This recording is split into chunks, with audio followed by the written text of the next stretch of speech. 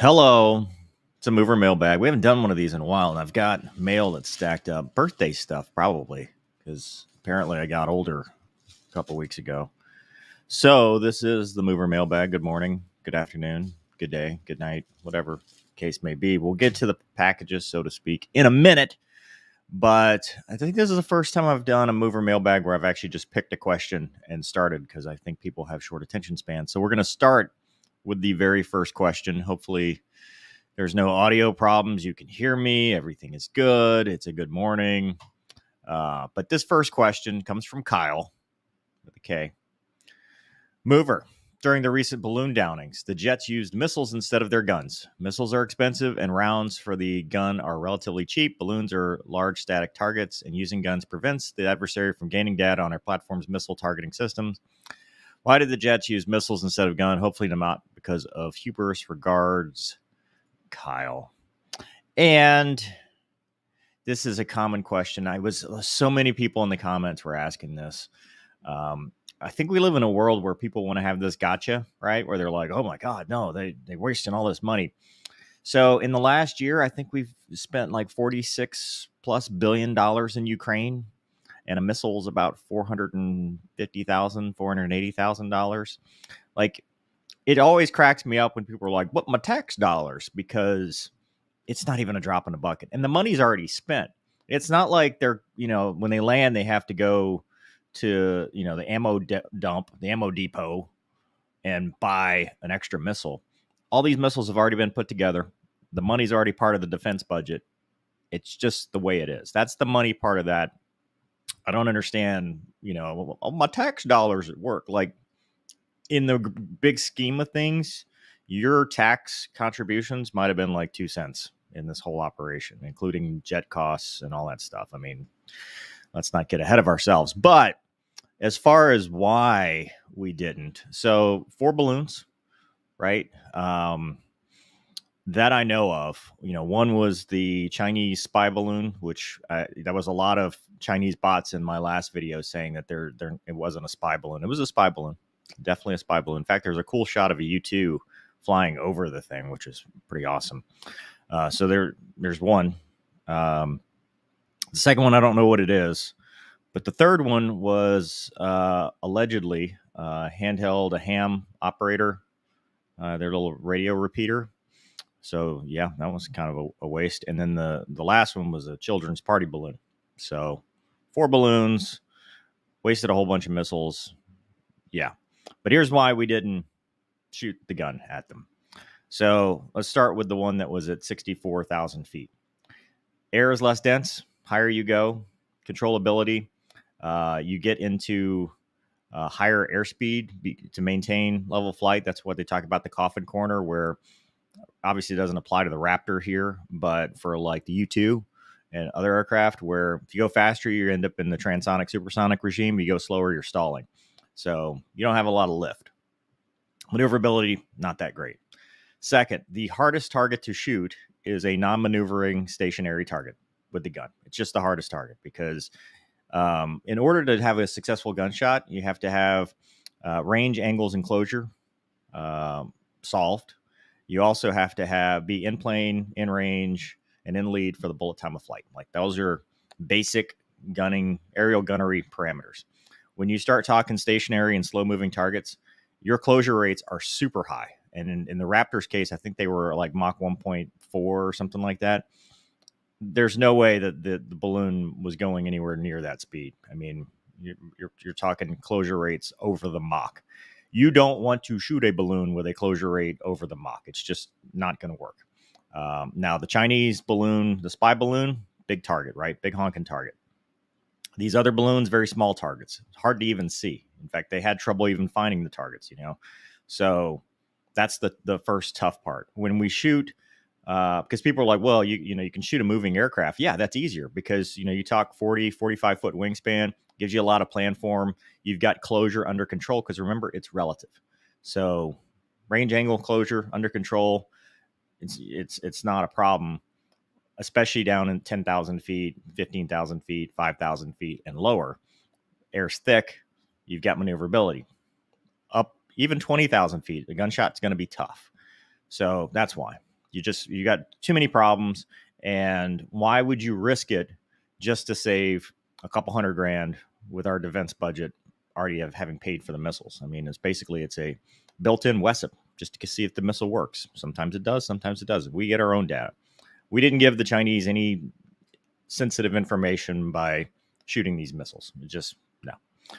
Second, the Canadians tried it in the late 90s. They tried to shoot down a weather balloon, and they shot thousands of rounds into this thing because the balloon just doesn't pop. It was like a 200-foot tall balloon. So, you poke these holes in it, which I've shown before. Look, I've got one right here. You poke these holes in it, and it doesn't just, pop and deflate. It gradually loses pressure over time, which limits the predictability of where it goes. And you also don't know where the rounds go, because the rounds are just going to go right through it. So now you're risking whatever's on the ground. You're risking where this thing's going to end up, because you don't know. And you're just basically creating an unpredictable situation. With the missile, they shot it into the payload because that's the best target. And it's going to create the best probability of kill, going straight down and landing in the ocean where they could recover it. So that is all of that. So that's why they didn't. As for the other ones, I mean, I'm not going to talk about the why and the how, but yeah. No, that's not true. See, you guys make up the stupid stuff. The first balloon was a spy balloon. It was not a $200 hobby balloon. It was a 200-foot tall spy balloon with solar arrays and surveillance equipment.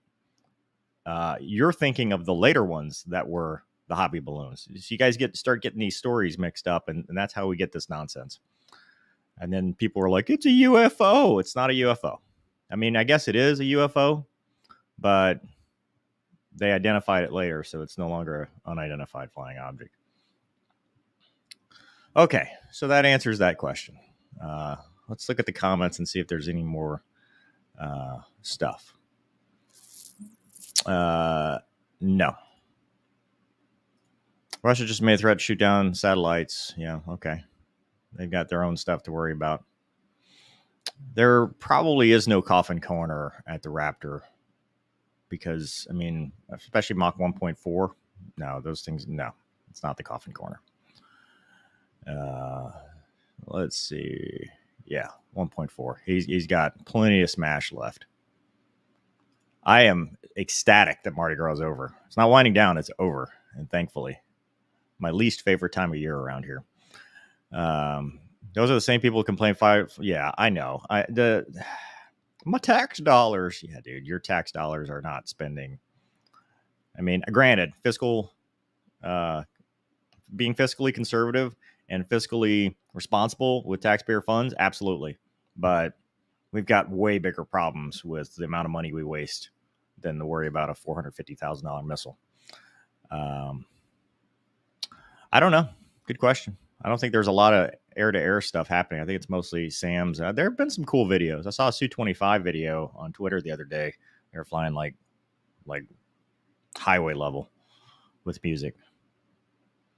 So, see, I don't know about all that. Now you're talking Star Wars. Because I like having a real mission. Did they launch F-22? I saw 3 of them were Raptor kills. One of them was a Viper kill with the Duluth Vipers shooting one of them down. Boy, I wish. I don't know. I mean, there's nothing to announce at this moment. Nope, none really. Let's see. For service.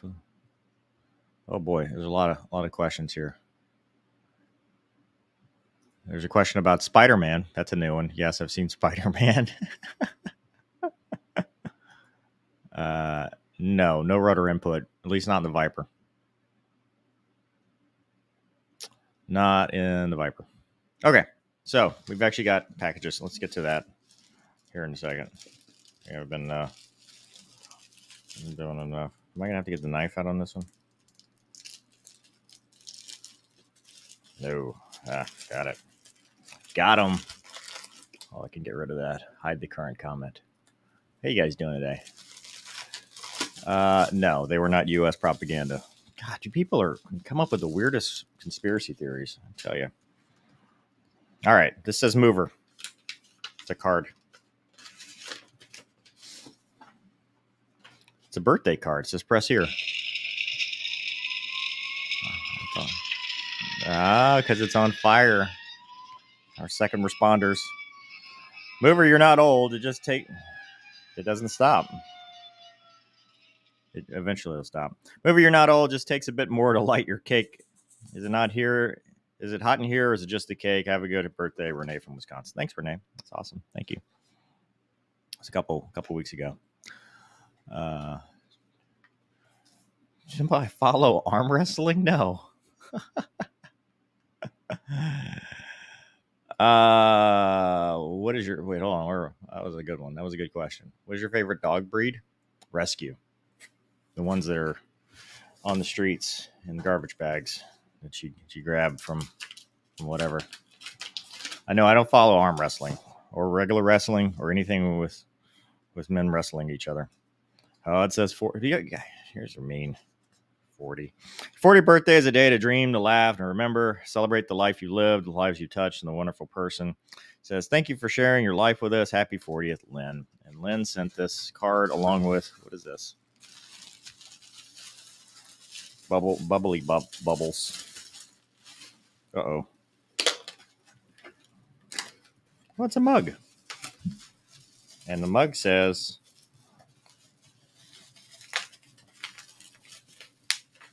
please do not annoy the writer. He may put you in a book and kill you. I have done that before, allegedly. That is a true story. I love making villains out of people. Got a lot of content for that. All right. That's all. What? Nope, it's not all. But wait, there's more. This is, nope, this one. Last one.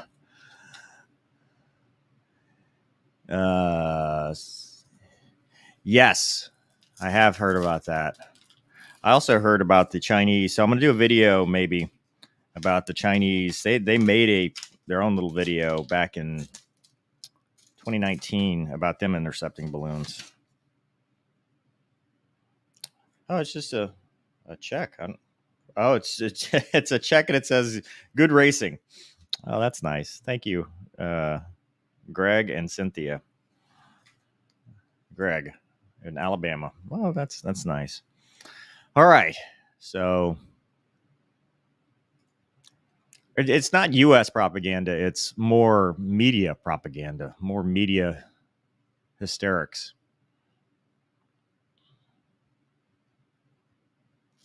What about Jello wrestling? As long as it's not dudes, that's fine.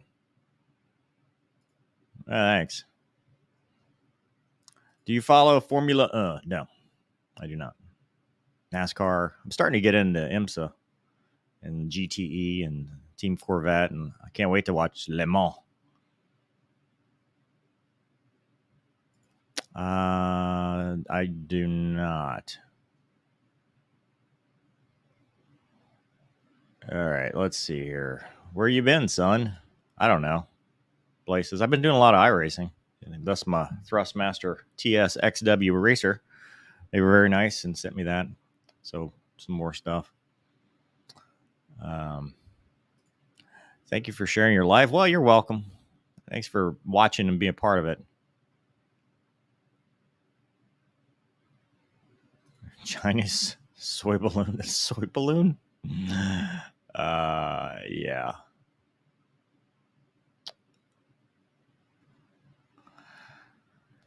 All right. No, it's not correct. They missed with one missile. Only one was a miss out of all of them. So, and I mean, you're talking a 3-foot tall children's balloon. So, I mean, the fact that they hit with one is pretty impressive to me. Daily, everyday carry. Oh man, it's not in here. Well, I got my Glock 19 is my desk gun, but I got a 43X MOS as my daily carry, which is awesome. Yeah. I don't know Wingnut, but I know his videos, and they're pretty cool. I've always been a fan of his videos. Very well done. Yeah. All right. So got some email. This from Nate. This comes from Nate. Hey Mover, I'm a big fan of your channel. I've always watched about every one of your videos so far. Hope you're watching now, Nate. One thing that you've repeated a number of times when dealing with anything involving the military specifically is make them tell you no. Well, to keep things short, I've always wanted to be a military pilot, but various things with life prevented such a thing, or so a younger me thought. My question is, have you ever heard of anyone being granted an age waiver for pilot training? Yes. That's my answer, yes.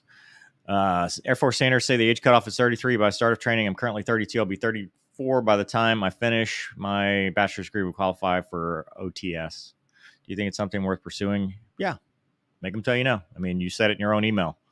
That's the only way you're going to find out, because I know of people that are 35 that have done it. You know, obviously they had a good background. You know, the guy was a JTAC, so obviously good choice for an A10 unit. But your best chance is with a Guard Reserve unit that just likes you and you're competitive and your scores are good and all that other stuff.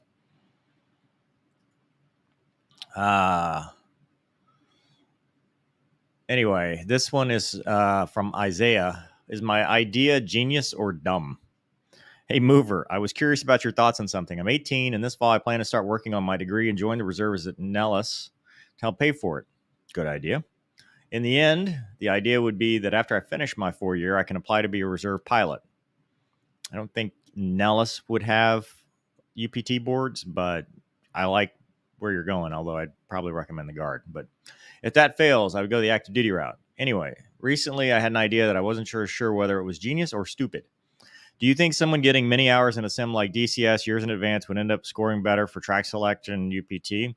I know it's just a sim and not real life, but I've heard the term study level sim thrown around a lot with it and wondered if that applies to such an extent. No. So how do I put this delicately? You don't want to create bad habits. And right now you don't know what you don't know. So the idea of trying to get ahead by a study level sim on your computer, you might get basic ideas, basic thoughts. What I don't want you to do is get bad habits. Your best bet is to save that money and go get real flying experience, because the difference between DCS and real life is, in real life, it's your pink body on the line. In DCS, you just hit the reset button. And I think people start getting used to DCS. Same thing with iRacing, right? When you go race in real life, people are a little bit more conservative, typically, because they know that if they go and hit the wall and flip, it's going to hurt. In iRacing, they just yell at you on the chat and then hit a fast repair, and then it's good. Same thing in DCS. I don't want you to get these bad habits. Now, can it help you with like the BAT, the basic aptitude test, whatever they're calling that, TBAS now? Probably. Will it help you in pilot training? Unless you're, I don't think there is an unless. I don't think DCS will directly help you with pilot training. I don't see that being a thing, because there's nothing in DCS that even simulates like the T6. There's nothing that replicates the T-38. The F-5 is nowhere close. I mean, the F-5, they're two different jets. And, you know, by the time you're on board at 18, it might be the T-7, which there's for sure nothing that's going to replicate that. I don't see that. No, I just don't see it being a thing. All right, Adam says, just a fan, couldn't help but to create the following. Oh, this is an image. He created a thing. I can't use that. Okay. All right, back to the old Shadow. Oh, man, I keep forgetting to do that. So, I mean, you guys, there's different levels of intelligence, right? We don't just stick with just one thing, right? Satellites, good imagery, but update rates, I mean, satellites are in orbit, so they're not always over. So fidelity of imagery, sensors, signals. I mean, there's a whole lot of different levels of intelligence you can get. That's not just, oh, we're going to take pictures of something. Yes, I am currently an airline pilot. I'm not retired. I'm 40, man. Got way too much time. I don't know that it was a $12 balloon. I don't know how much the ham radios cost, but yeah, I don't know. But again, I mean, it's already a sunk cost. You already paid for that.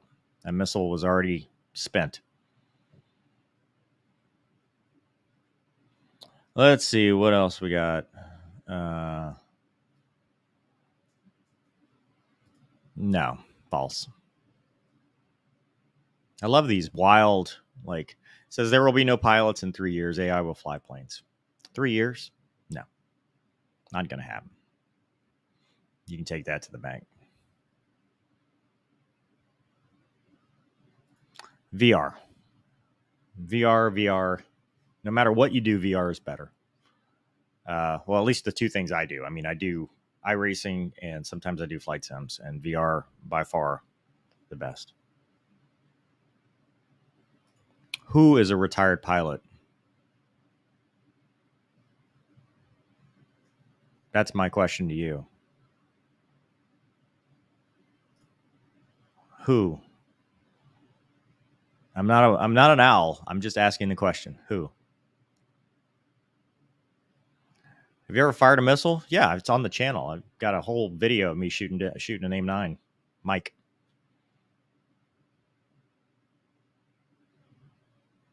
Yes, it was.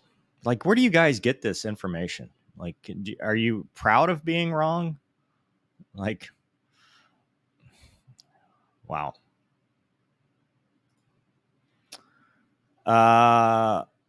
Because there are specific, I mean, there are specific units in certain areas, right? I mean, Alaska F-22, the one up in near Wisconsin, you know, they're setting alert there. There's specific alert missions.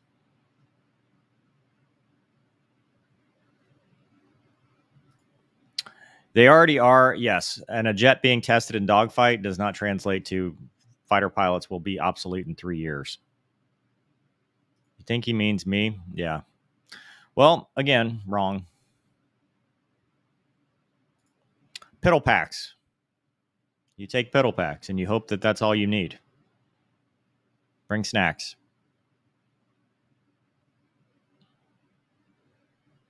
No, I don't have my CFI.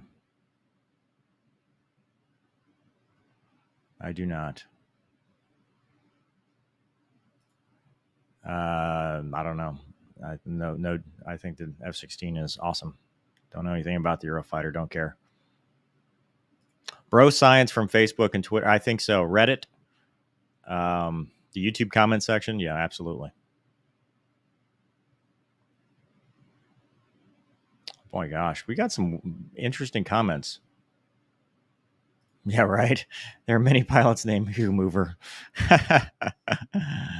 Am I brainwashed by the media or the comments? See, you guys need to address who these are for so I know how to respond. I don't think so. I don't think it'll be 20 years either. I don't think you'll ever see no pilots. Not in my lifetime, because I think you'll see loyal wingmen, autonomous operations, but the statement no pilots, absolutely not. I don't think that's going to be a thing. What is your view on the one pilot cockpit in commercial aviation? I really don't have one. So, you know, the airline guys vehemently oppose it. So I'll defer to them.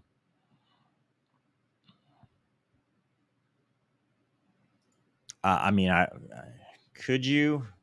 I mean, you're on OBOGs and you're on your own oxygen system. Should you? I mean, if you're above it, but I wouldn't. Can you comment on how hard the U2 selfie was? Probably not. Probably not difficult at all. I mean, not a challenging thing to do. Can you fly in a fighter? Well, thank you. I've never been called a cute bunny before. Today is a first.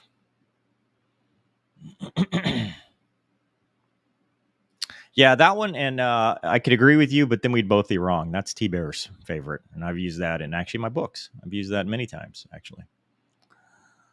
Uh, Shut this off and let's hit the lakefront.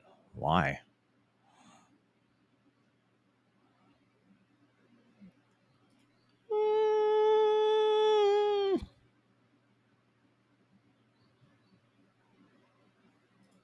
All right, what's up, Mover? Love your videos, content, actually in the process of joining the Navy, and your video help with things. Awesome, cool. Mover Supersonic will be there in 30 seconds. Are there air-to-air? I don't even know what that word is.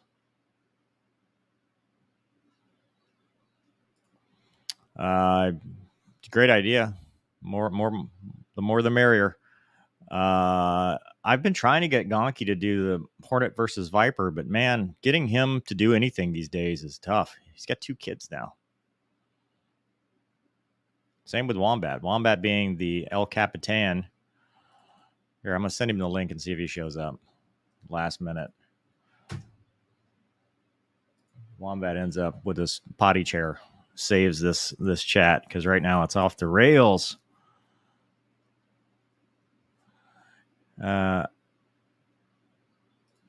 Hey, Mover, thanks for the stream. Just got here. Did you already talk about how they shot 1,000 rounds at the Rogue Canadian weather balloon and it didn't go down? I sure did. Sure did. Great minds think alike. Yeah, me too. This is not the normal fan base that I'm used to. There've been a lot of Chinese bots in this one, or Russian bots, or whatever the bully of the day is. My vision isn't good enough. Well, it depends. I mean, make them tell you no. My vision, they told me my vision wasn't good enough, and I've never worn glasses, so there's always a chance. I mean, and surgery is an option. Yeah, I mean, that is an option.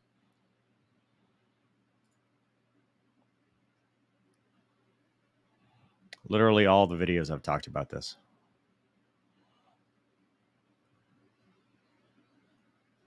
Yeah, that's a good point. Having your entire Air Force be unmanned, if you can hack the guidance, you've got to work on data link security a lot. No, I don't. I haven't thought about, because I'm not going to build anything. Not going to build anything, but buying one, I don't know.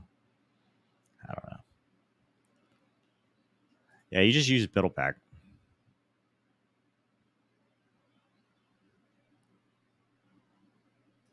No, I have no trips anywhere planned anytime. Take that back. Do I have trips planned? I might have some trips planned. Not to the West Coast though. Yeah, they're not caffeine. They're goat pills. They're prescribed. Yeah, Wombat didn't take the bait. Update on racing. Still looking for sponsors. It's a tough world. The Daytona weekend was awesome. The ARCA race looked really good. I was really happy to see. Not only were the ratings good, but it was a really entertaining race there at the end. The red flag obviously was kind of, whatever, and it took them forever. I mean, to do 80 laps in almost 3 hours, that's kind of a lot. But it looked like a good race. In the end, it was Van Alst winning. I mean, it's nice to see the everyman, winning that race. So that was pretty cool. Xfinity race was good. Truck race was good. And then the Daytona 500 was boring at first. A lot of commercials in bad places. And then I enjoyed the finish.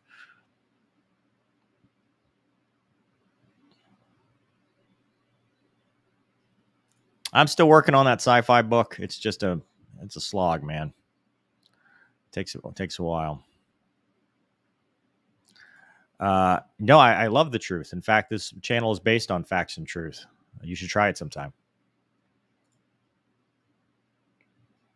Yes. No, not to my knowledge. I think they're doing the dog thing today at the lakefront, the Marty Paws.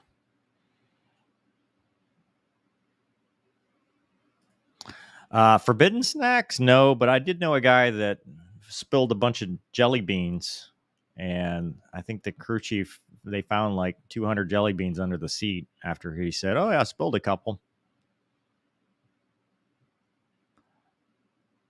Should have. Goose is dead, sir, or ma'am. When I was in ROTC, it is, but you don't need perfect vision, so you can still do this without. So that's just old school. Probably not going to Oshkosh this year. Not sold it. Got rid of the boat. Wasn't my boat. It's my dad's boat. But yeah, got rid of the boat. How long does it take? Deuce actually just transitioned. It was 5 months process.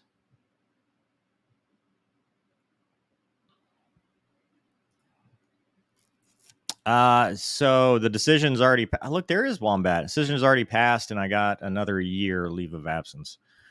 Wombat, thank God. What's going on? You're Nordo. I cannot hear you, sir. Really? What?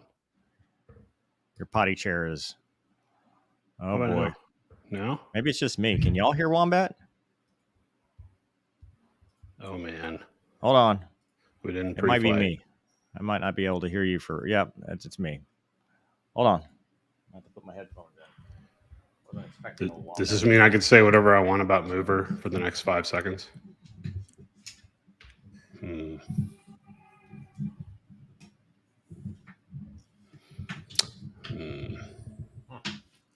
Okay, that's not gonna work. Hold on. Audio. Change it to. Hello, Wombat. Hi. How you doing? How are you? Oh, good. How are you? I'm fine, thank you. Welcome back. All right. Thanks for having me. What are we talking about? Balloons? Heard you had a new baby. That's a rumor.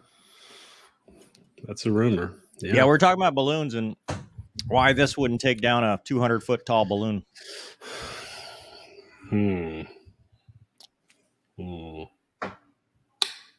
But wait right here. Oh boy, I'll be back.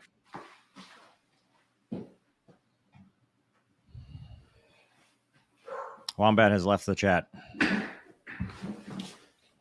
With this. Still wouldn't do anything. Oh, it's cool though, isn't it? Hey, I wanted to ask you. I'm glad you're here because I have questions. Good. For the Navy types. You were paddles. I believe the term is angels in white, but one-eyed pig. No, okay. Yes. So the question, still am. It's kind of like Marines. Okay. Yeah. Go ahead. My apologies.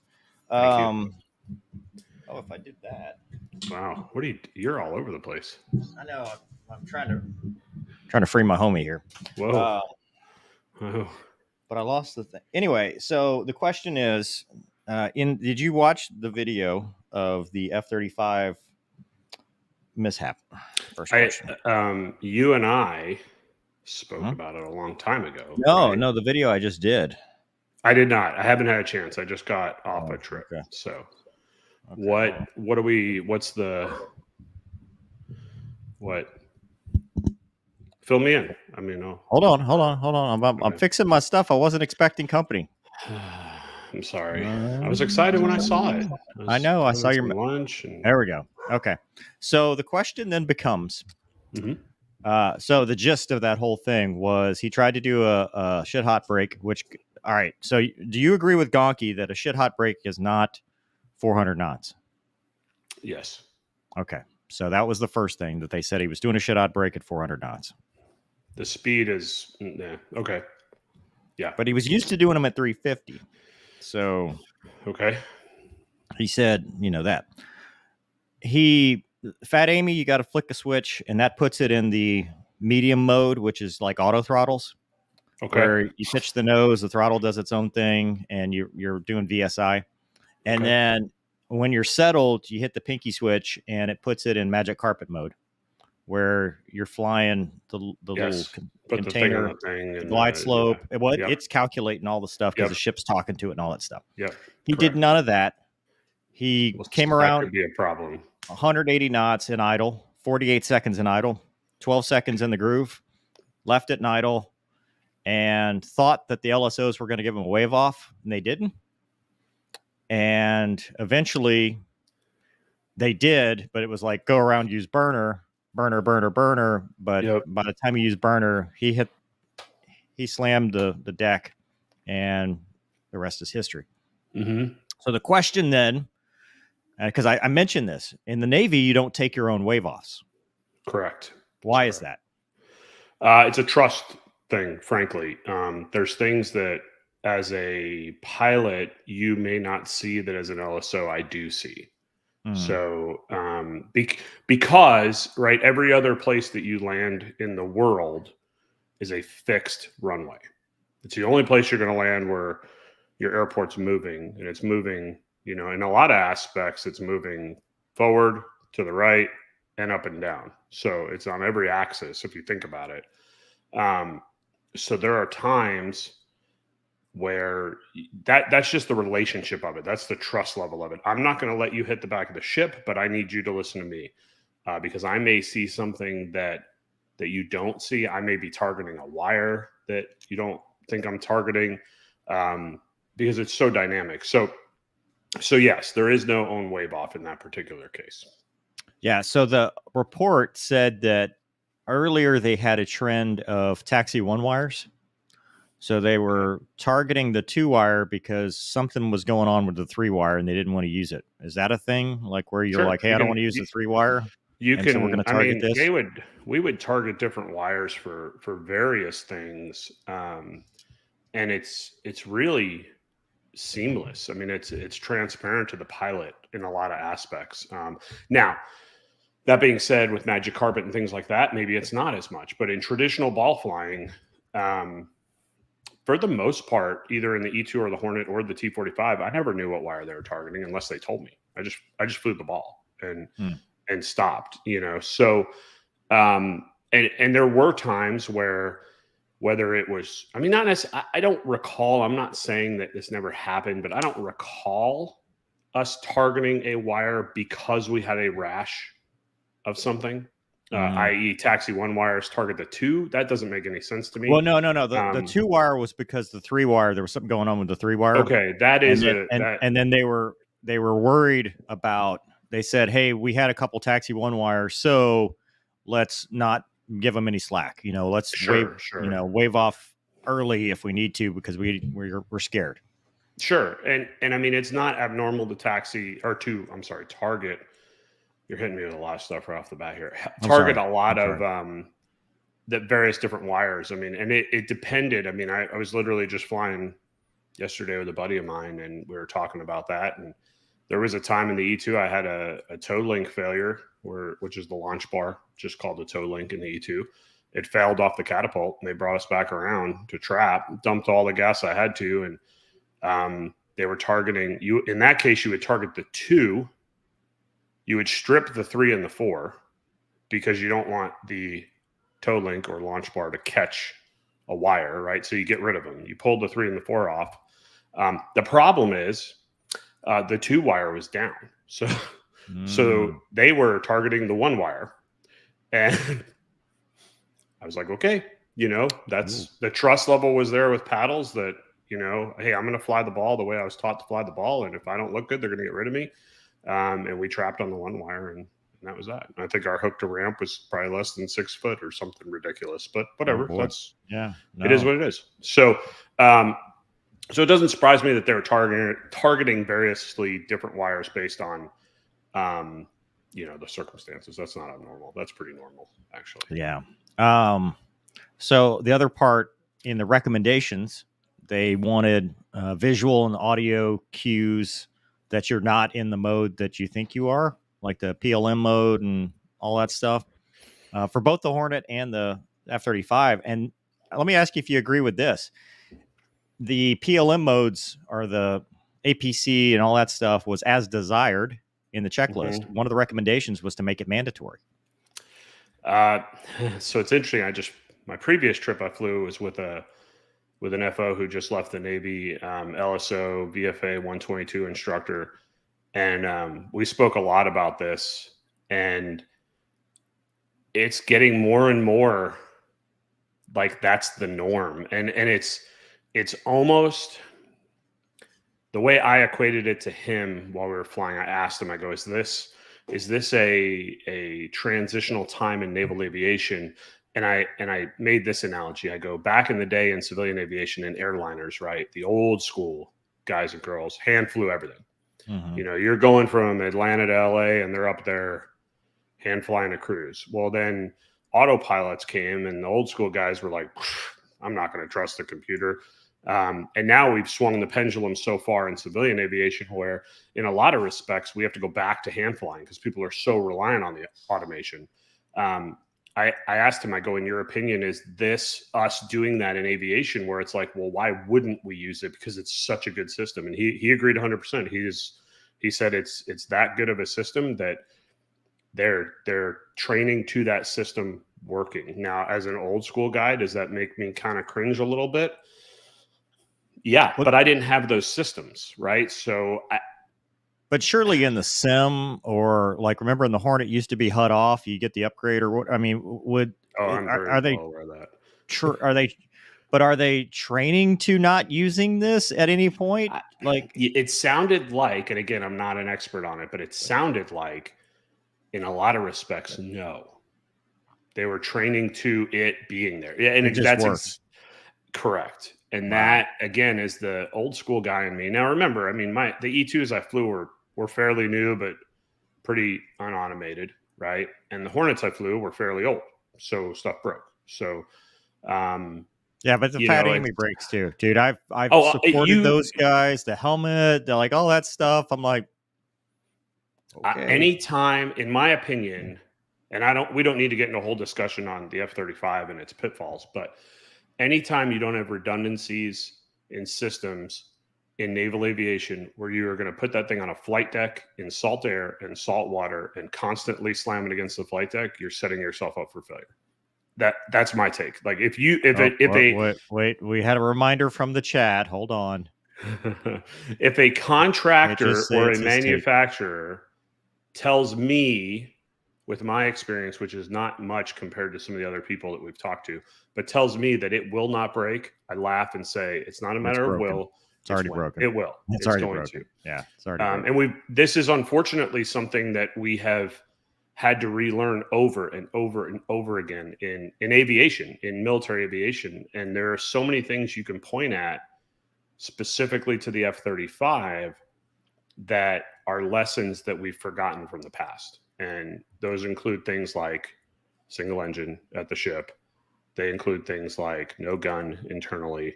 And I'm not saying like, hey, maybe you don't need it, right? Maybe this is the war we're fighting now. But history has proven that we do need that. And I will tell you, somebody who did many traps in a single engine T-45 at the ship, granted all daytime, every time we went feet wet, your backup engine is the one you're sitting on, and that's not very comfortable in my opinion.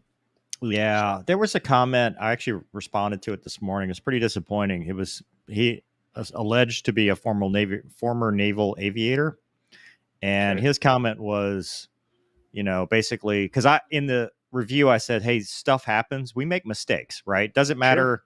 Especially younger people that don't have the breadth and depth of experience. It's the luck bag versus the skill bag versus the experience bag and all that buckets, if you will. And he said, no, we don't make those mistakes. Like, that's not what we don't do that. And then he said that it was a big conspiracy because the Navy won't release his name, like that there was some other agenda. And I'm like, the Navy never releases, unless it's a death. Unless it's a class A fatality. So, and I didn't read the comments, but what I'll tell you from 20 years in naval aviation is the person who commented is either not a naval aviator, that's what I said, or is a piss poor naval aviator that's ignorant, because we do make those mistakes. We make them all the time. Yeah. That is part of it. Nasty alluded to it in the video that I did with him about how you push it to a point, and that's how you know your limits. When you push your limits to the absolute limit, you will make mistakes. That's just inevitable, but you're going to learn from them, right? Every dumb thing I've done in an aircraft is now in my bag of tricks for when I go fly all these nice people from, Atlanta to Birmingham and something goes wrong. Right. And to say that we don't make those mistakes is 100% ignorant. And again, to say that they don't release the names, they don't. I mean, unless, like you said, it's a fatality. Well, and the thing is, it's not that we don't make mistakes. It's that one of two things happens.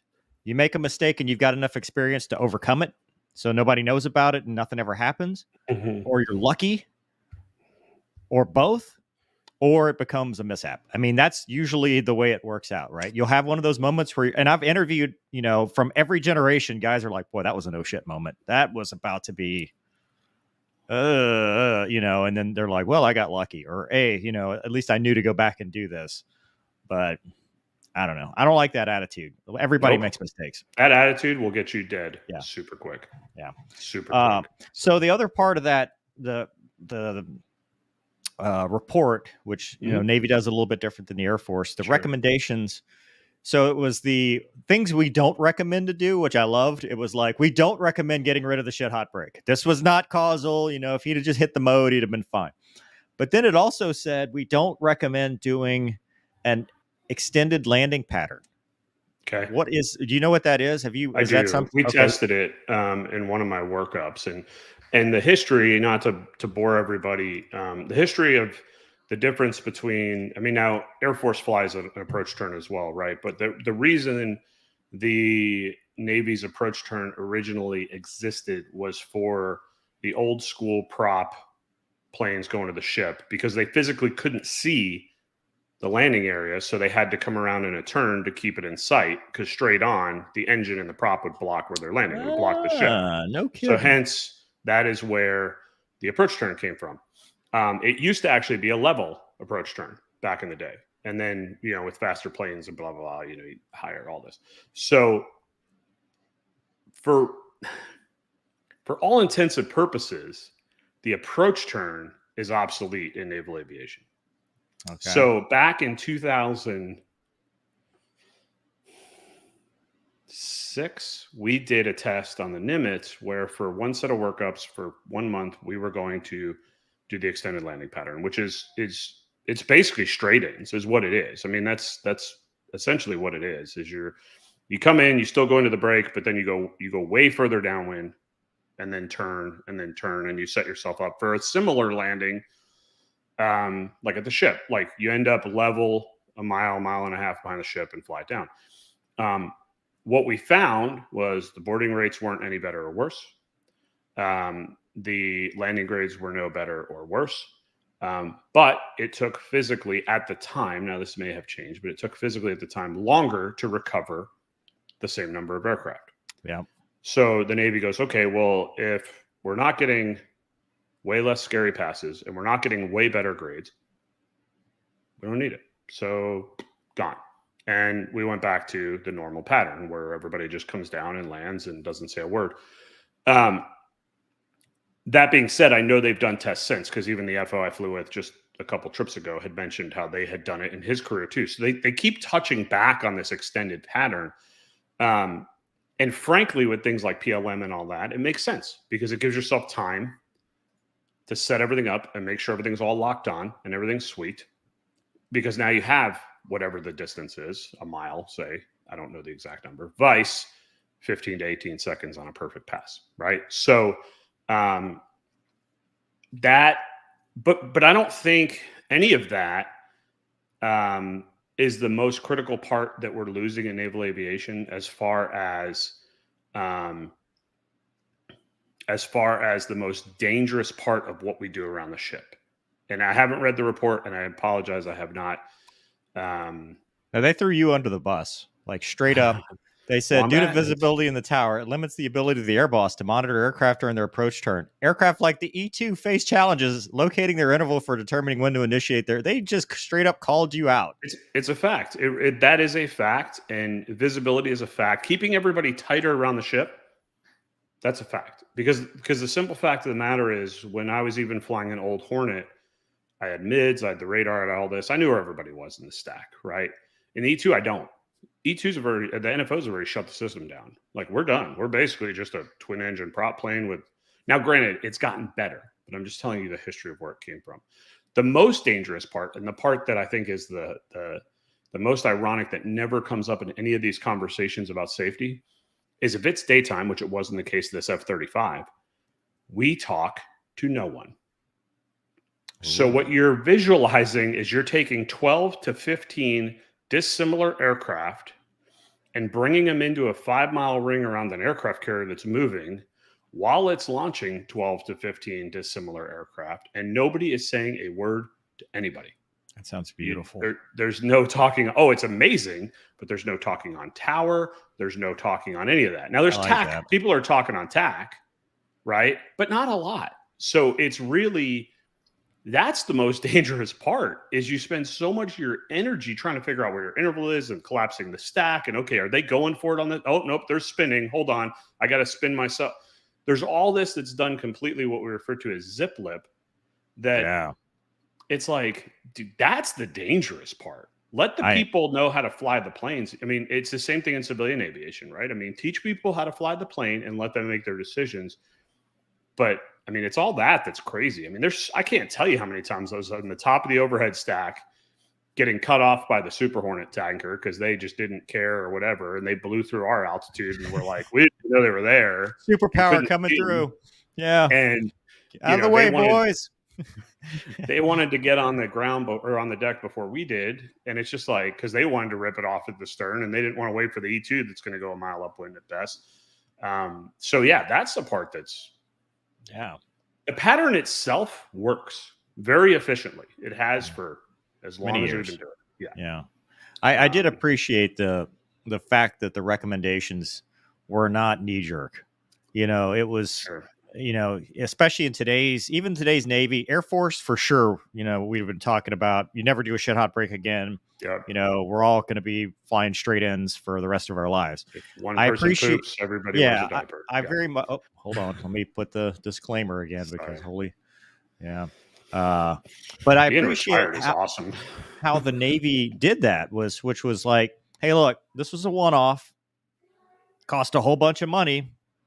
We don't deny that. However, we're not going to go change everything just based off of one bad mishap. Although, to your point, they did change one thing, which is we're going to make it mandatory to use all the automation so that nobody forgets. And it's like, I don't know. I don't like it. I don't like it.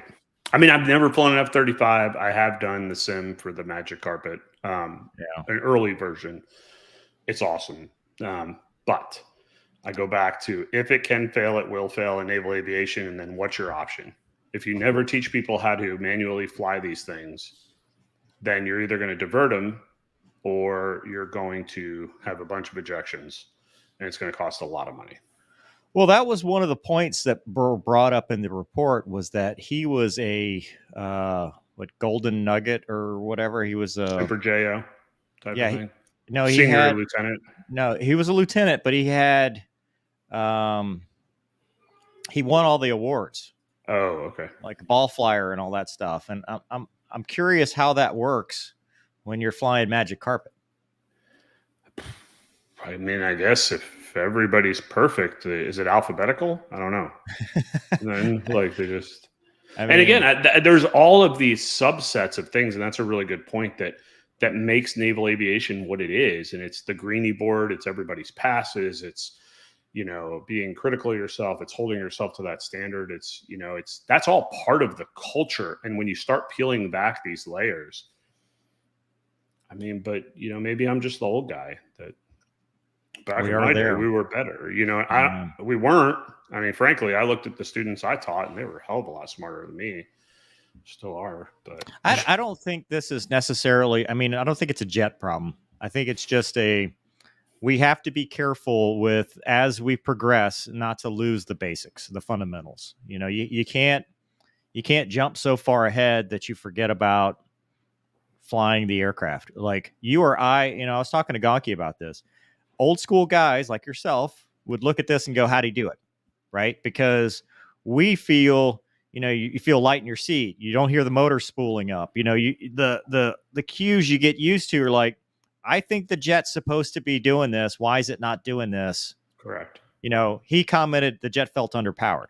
Well, those of us that are used to modulating our left hand, I mean, that you don't, but then on the flip side, might be interrupting the system at some point. You know, you might be having trouble adapting. So it's that balance between, it's tough. Using your experience and not, it's, in the report, it's like VNAV path versus VSI, right? The old school guys will spin the VSI down and vertical speed. And I just push for managed descent. Yeah, exactly. Easy. Yeah. And go back to sipping on my coffee. Exactly. But I know how to do it when it doesn't work. Yeah, until it stops working, and then you're like, whoa, why is it doing that? What is it? Yeah. There's a couple places, like when the 737 sim, like people would freak out because the go around, like it wasn't coincident. So you had to actually do some pilot stuff, because the jet would try to overspeed itself or whatever when you hit the auto throttles. And it's like, you just fly it. Just click everything Well, you off. see that. I mean, the Airbus is the epitome. I can't tell you how many times as an instructor for the 5 years that I did it. And I'm sure when I go back, it's going to be the same way where I'm like, hey, there's 2 red buttons, click them both and you have a flying plane. Flying plane. Well, but you're physically manipulating the controls, etc. Now there's you're 2 more asking buttons. It to do stuff for you. Hey, do me a favor. But again, there's 2 more buttons I could tell you that if you push, you're actually flying it, but we won't get into that publicly. So the point I'm getting at is people get so wrapped up in the automation that they never even think to turn it off, right? But then there's the other side that, like the other day, we were coming in and they jammed us on a plane in front of us into Atlanta. Shocking. And I had already started hand flying and the guy missed the high speed and kept going to the next turnoff. And I was like, oh, we might have to go. I was like, hey, you know what? I don't need to work hard. I was tired. I turned the autopilot back on. I'm like, if we're going to have to go around, I'm going to let the system do it and go from there. No big deal, right? And then he cleared the runway and I clicked it back off and land. So it's knowing your aircraft. And I wonder how much of this is a byproduct of this poor guy screwed up. And it was on video and the video got leaked. So it's very public, right? Well, it's a very public aircraft. Like it's a high vis aircraft. Correct. It's not a legacy Hornet. How much of this has nothing to do with the pilot, has nothing to do with the aircraft, but has to do with the cutting of the training syllabus, the cutting of the flight hours, the cutting of the comfortableness of being in that aircraft. Yeah. I don't know. If we start shrinking down how much we're flying, if we start shrinking down how much we're training, you lose that comfort. In this case, though, they had been at sea, I think, 6 months. And there were times, though. Yeah. I mean, I don't know the hours. I did not read it. He had 60 hours in the last 30 days or something. Like he was flying. Okay. He was flying a good bit. Or 45. He had. How many of that was daytime coming in for the overhead vice straight ins at night? It was his first shit hot break. It was his first time trying that. Like it was his first time leading. He was, hey, I want to take the admin lead and lead us back. Correct. And he decided he was going to try this. And you know how it is. The first time they put you in front, it is overwhelming. Like there is a lot going on when you're trying to, everything you just said about the stack, and he was breaking the deck. So he was first one there. Yep. So he's trying to look cool and all that stuff. And that is the worst way to look cool, by the way, when you do that. When you end up ejecting, you cannot look cool. Salvage there when you send somebody to the hospital. And unfortunately, the LSO was very severely injured. Oh, really? I didn't know that either. So here's the other thing, and this might be touchy. This might trigger a couple people in the audience, but let's do it. So there have been rumors about administrative actions are not publicly releasable. Sure. Right. You can FOIA all day long. They won't tell you what happened to this guy's wings. In fact, in the thing I said he was FNAB'd. Of course he was. It's a mishap. The end. But then in other sources have come out and said, well, my sources have said that he was FNAB'd. He kept his wings, but he'll never fly again. Do you think that's fair for somebody to release that? No. And I don't think it's accurate. I mean, even if that's the case, first of all, without reading the report, that outcome would shock me. It would. It really would. There's a lot of money in pilot training. There's a lot of time put into that. To just write that off and go, nope, you're done. You're never going to fly again. I don't know. I've seen a lot of people do a lot of really dumb stuff and get to fly. Well, I'm on the other end of that spectrum, but I'm just saying. So, but as far as the question on is it fair to release it? No, it's none of anybody's business. It's not. It doesn't matter. We live in this world where everybody feels like they should have all the information I about have the right everybody. to know. Yeah, I You have have a a right right to to know. know. You don't. Nor should you honestly care. Learn what can be learned from a situation and move the hell on from it.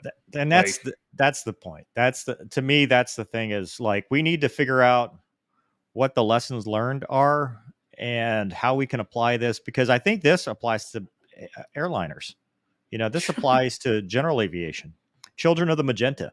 When you have a situation where technology is invasive and you're trying to manage all these systems but do it the way you used to do it, we have to figure out how to stop the error chain, how to break that chain.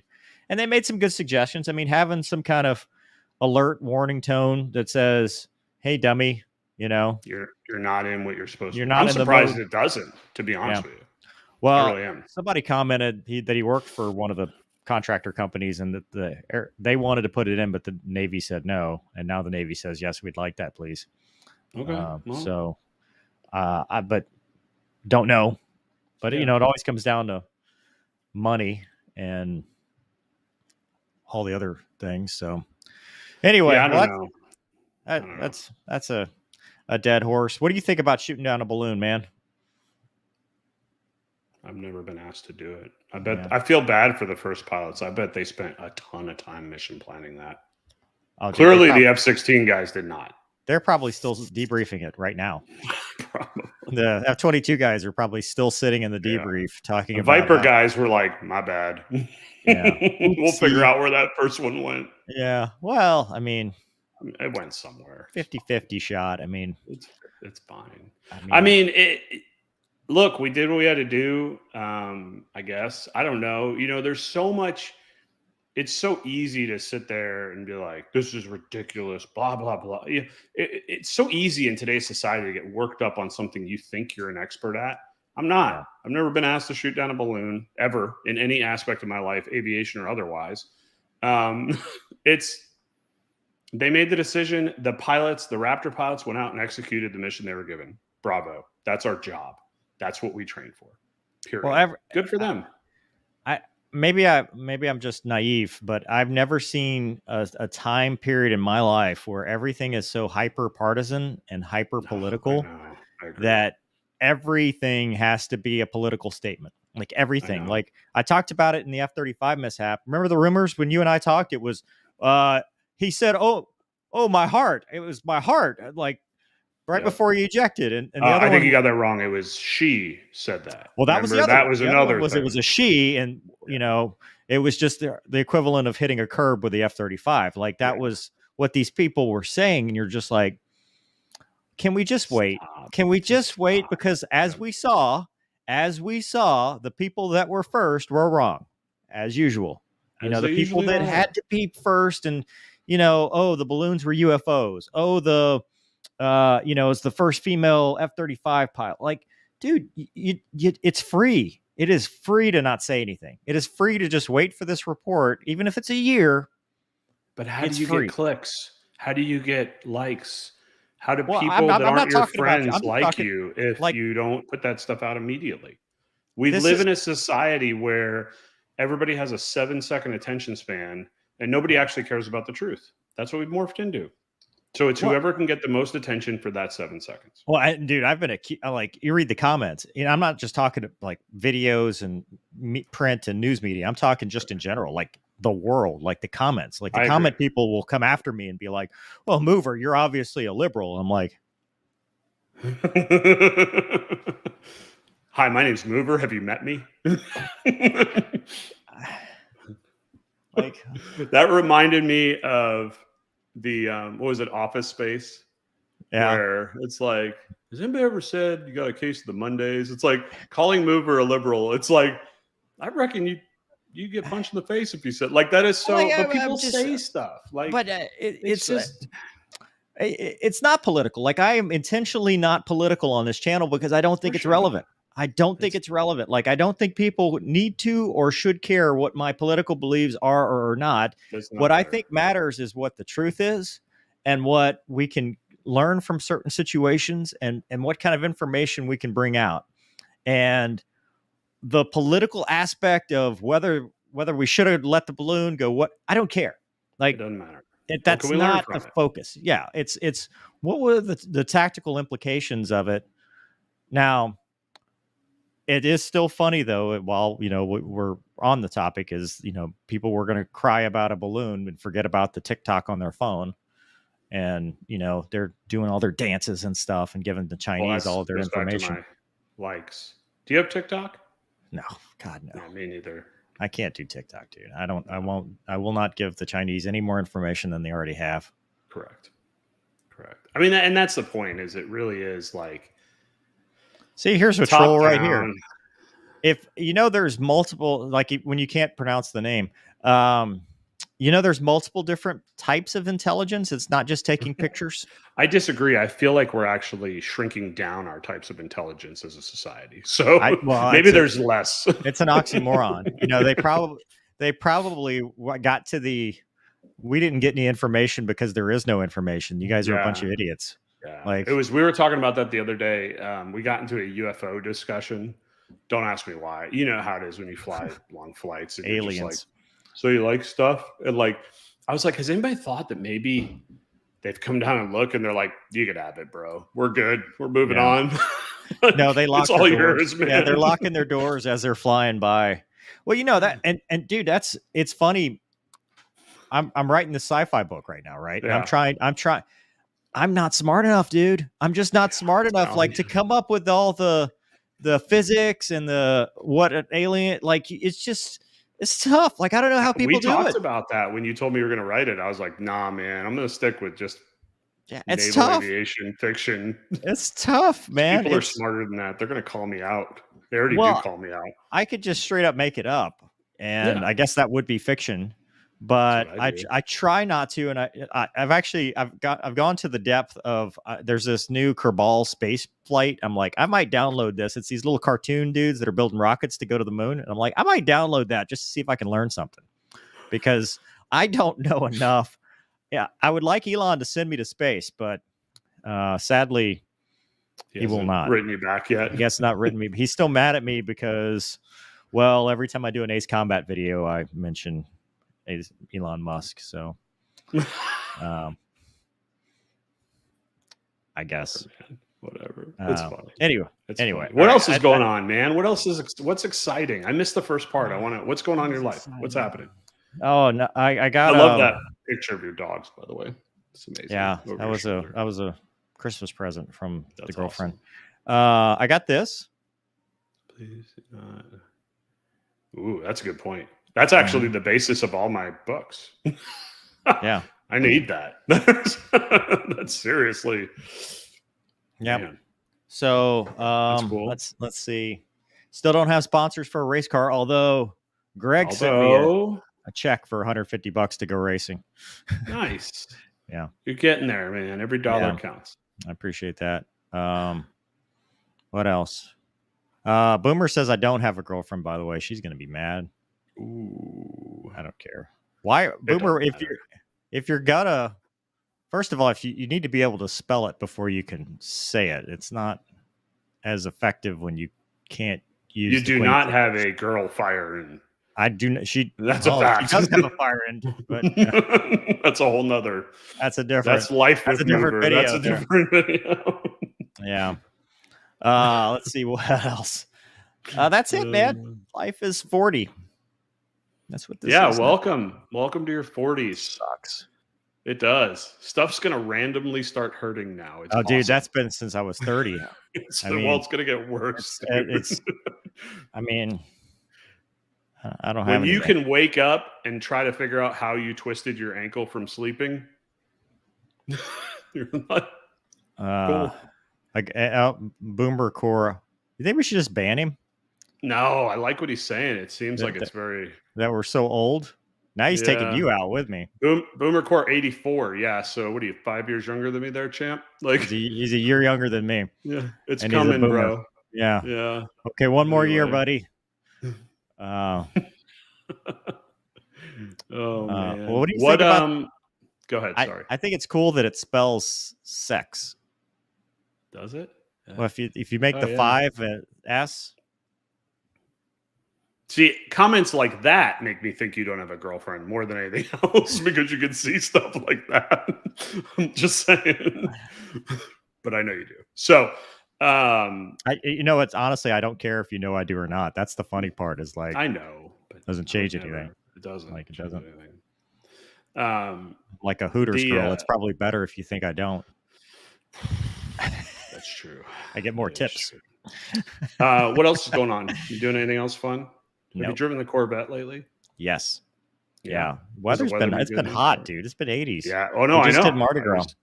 I just flew all around the country and I went from like 80s to 30s. It was ridiculous. Like, what else? I'm still trying to buy a Raptor, but nobody will sell me one for MSRP. So they're still doing that? Yeah. God. So I think I'm going to give up. I think I'm just going to quit, keep my truck. And that's how it's going. I don't know why you want a Raptor. I don't know why. I think it's the hunt, honestly. You know what I mean? It's like, I want the deal and then I want them. Then I want to be like, nah, I'm good. You should get your dealer's license and then go on the other side and just start Wombat's used car lot. What I like more than anything is when a car dealer, like a salesperson, explains to me the process, and I'm like, bro, I've bought and sold more cars than you have. Like, how long have you been working there? Trust me. But yeah, cool, man. Yeah, well, good. How's Gonky doing? I haven't talked to him. Is he good? Hold on. Oh, yes, that's a comment. That wasn't a question. I thought it was a question. So Gonky and I are still fired. Okay, that all's going on. So there's that. Are you still ticking? We don't talk about this, but like, are you still ticking towards until June? The yes, finish line until June, and then I'll be 2 years short. And that's all I'll have to say about that. Okay, we'll talk offline. Yeah. But he's still doing okay. We did that one. Go check it out. I already did that one. Tractor's in that one. I already know that guy. Yeah, Gonky's doing great. I've been trying to get him to do the DCS thing, which. Do you have a place you could go to do DCS? Because you could do he really wants you to be our paddles. Where would I go? I mean, there's got to be You'd have to find some nerd with I'm sorry, a simulator enthusiast with DCS. I say it with 1 hour, 12 minutes, 45 seconds is when the full triggering started. Look, I got a nerd wheel and everything. Look, it's got a shifter. Like, if somebody could, and I trusted them to go to their place and not want to like wear my skin after it's a leap of faith. It's just a leap of faith. The good news is, I mean, you're a very pretty man, Wombat, but not pretty enough for somebody to put you in their basement. I disagree. I think I'm basement material. Don't tell me that. Look, there you go. Sammy the Ditch Doctor. With a name like that. He's already got the ditch built for you. Probably big enough to fit you in. I think I know who that is. So. Puts the lotion on its skin. No. I would do it. Somebody else did it too. I would do it if it to be your LSO. I need a little warm up though. You'd have to do my LSO teach me. Again. It's easy. You'd have to teach me how to do the boat thing because it's been a minute since I did FCLPs. Yeah, it's easy. 2013. Last time I've done that. 10 years. 10 years. 10 years. A decade. That's all right. It's been not much longer since I've done it. I stopped doing boat stuff in 2014. So, hey, what else should I do? Does anybody have suggestions for me? I got stuff going on. What else should I get into? Write more books. So I know what they're going to suggest. Where's your YouTube channel? No, it's right here. I'm renting it. Where's my money? It's very cheap. Hey, dude. Oh, we forgot. Oh. How do I do this, Wombat? I don't know. Well, first off, there's that. Keep them entertained. I got to go find. We got a cover reveal. We forgot about your new cover and your book and all that stuff.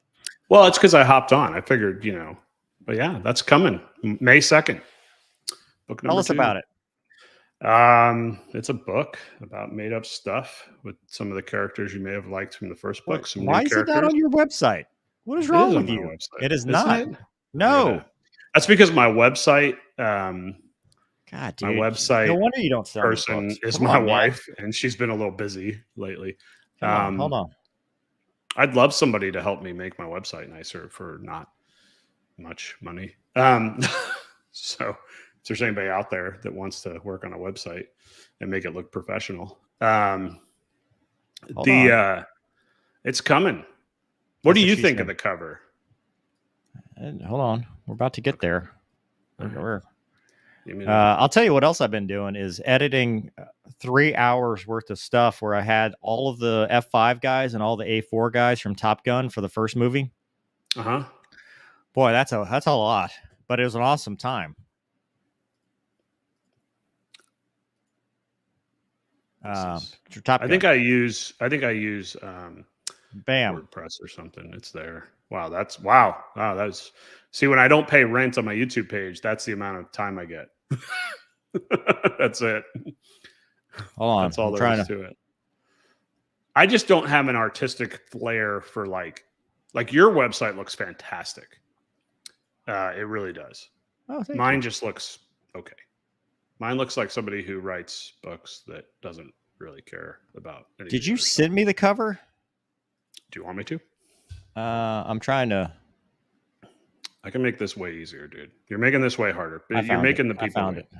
I found it. Did you find the good one? Yeah. The most recent one. There. That's the. I do think that we should. Somebody just commented on it. So switching gears, because the poop chairs are so. I think we should auction them off to either a charity or to your racing sponsorship. I've got 2 of them, and they're notorious now. So is that it? That's it. Yeah, that's it. Oh, hey, my employer is calling. Is that good news or bad news? That your airline's calling? Or are you going to have to go?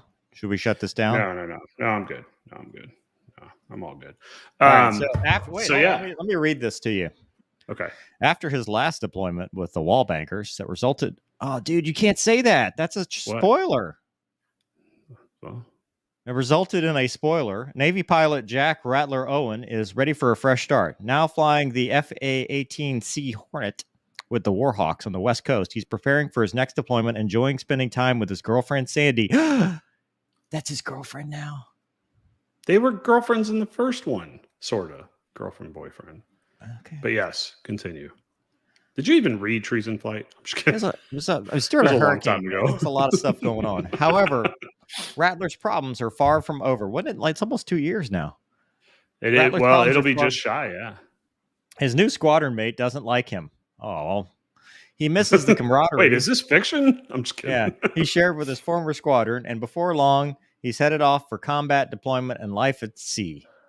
But a threat even greater than flying in enemy territory looms. Rattler has unwittingly thwarted a sinister plan hatched by a secret organization driven by money, power, and greed that could take down the entire United States. Wait, there's no periods. This just says us.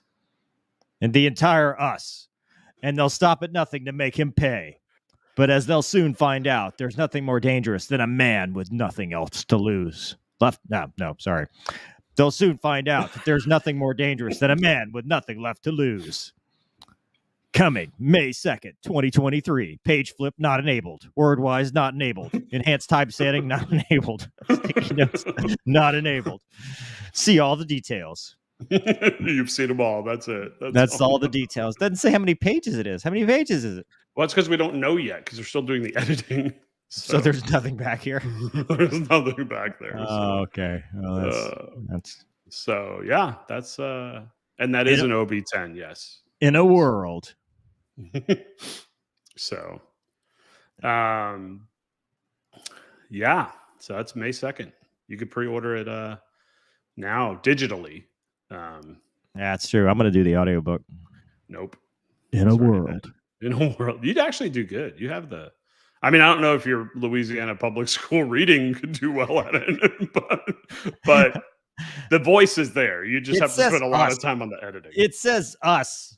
That's okay. That was not the part I was referring to, but that's fine. So yeah, I'm excited, man. I went to private school anyway, by the way. The editors like it a lot. The second editor was the same editor from Trees in Flight, and she was blown away. She's like, there better be a third. And I was like, oh, here we go. Isn't that awesome about books? Like, you don't even get the second one out. And the people have spoken. Wombat. Sorry, it's already been contracted out. In a world where Wombat will stop at nothing to write a third book. What I wanted to do is do like one of those cool video trailers for it, but I don't know anybody who wants to do that cheap either. So no, you need to find some DCS people. Well, and there was one guy, and he was super nice, and he did it, but he admitted, he's like, I'm an amateur, and you know, and I get it, but it would be cool, or just something from Trees in Flight. But the problem with Trees in Flight is there's no E2, because you have to be able to read a book to do an audiobook. Wombat would need an audiobook to do the audiobook. Yeah, exactly. I'd have to record it for Gonky. So messed up. But he's such a pretty guy, though. I mean, what's not to love? He is the half-Asian Tom Cruise. He's the Lou Diamond Phillips from that other movie. But there you go. But yeah, so I'm excited about it, man. The editors like it. Nobody else has read it yet. So unlike Trees in Flight, my wife hasn't even done it. So we're going to have some advanced reader copies. We did a cover reveal, which was pretty cool. Some guy won a lot of swag on my social media, so follow that. We'll probably do another one as it gets closer, but I like it. I'm proud of it. I mean, I read it, you know how it is. Sometimes you finish it. It would be. And then Rattler said, dude, Rattler said, dude, Rattler just kicked that guy, dude. Oh, dude, come on, man. That's funny. Yeah, let's get a movie made of one of our books. Can we do that? Because then I would worry about a lot. All right, listen, he's so upset about this. He's posted it twice. Just a ching. I can't use Careful. Too bad didn't use drone trailing a bunch of lanyards and tangle solar panels. Drive motors drain energy slowly, bring it down. Nope. Had to blow it, drop it in the ocean. I feel like an astronaut in the ocean reading this. Dude, this is cancer. Thank you, Blue Rex. So when I read things like that, and this is, remember, put up the disclaimer. I'm saying this, but like, this is where my brain goes, and this is not my channel. It's the Mover's channel. Don't get mad at him, get mad at me. But when I read comments like that, send everything to send the anthrax there. I think like that old school scene. Was it Old School where they're like, we are now dumber? No, what was it? Was it Billy Madison? One of those where like he rants on it was Billy Madison. Like he rants on an answer, and then they're like, we're all at no point in listening. This, make any semblance of a point. Mercy on your soul. That's how I feel when I read some of the and I get it, dude. We message each other. I guarantee you, there's things I send you. You're like, what in the hell were you trying to say? And you just don't reply until I fix it, and then I'm like, oh, okay, my bad. Yeah, but that's how I feel.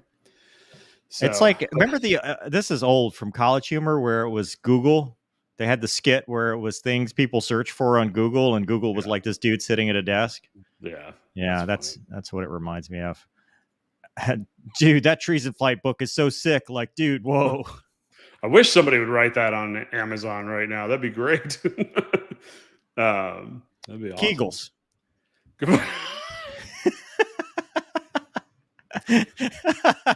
I'm going to start that rumor now. The Eagle community loves it. They do. That's their number one exercise. Wait, is it? So can I ask a dumb Air Force question? I'm going to. So there's the Strike Eagle, which is 2-seat, right? Yeah. And then there's the single seat. So why is it when I fly with guys, they're like, oh, I flew Strike Eagles. They're very adamant that they flew Strike Eagles. Different communities. Yes. No, I know they are. What does the other eagle call itself? The eagle jet, albino.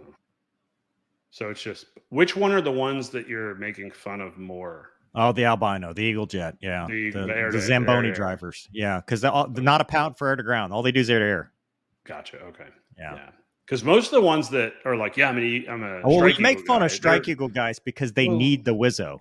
True. Like they need somebody with them at all times, so they can't function as a single people unit. Need that. That's okay. Yeah, that's where I say I'd rather have the extra gas. It's just two different forms of.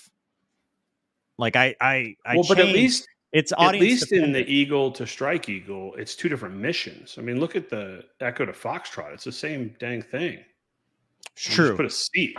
Well, like the Marines did it better because they made like a FAC A mission when they. And some would argue that's what the F model does more than the E model. But anyway.